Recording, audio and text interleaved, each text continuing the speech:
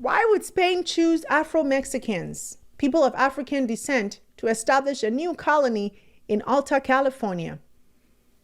Here's the truth. It was about strategy. By the late 1700s, the Spanish Empire was racing to secure its hold on the northern frontier of New Spain. Russian and British forces were creeping down the Pacific coast. So Spain needed to move fast, and they needed settlers. But elite Spanish families weren't exactly lining up to risk their lives on the wild frontier. So Spain turned to the working class, mixed race families, many of them Afro-Mexican, who had the grit, the skills, and the willingness to build something from new. These weren't aristocrats. They were ranchers, tailors, masons, farmers, soldiers, people who could work the land, protect the settlement, and build community. And they brought more than labor. They brought culture, food, music, language, religion.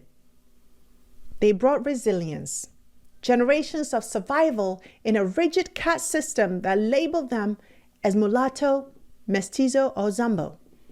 They brought knowledge of livestock, farming, trade, and infrastructure.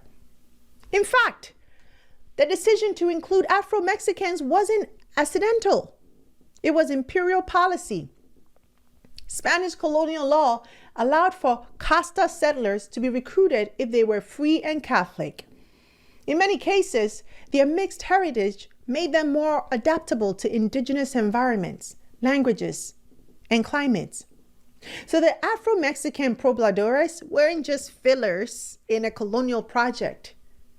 They were essential to the survival and success of the early Pueblo. But over time, as Anglo-American influence took over California, that legacy was buried. The founders were whitewashed. The black and brown faces that built Los Angeles were erased from the narrative.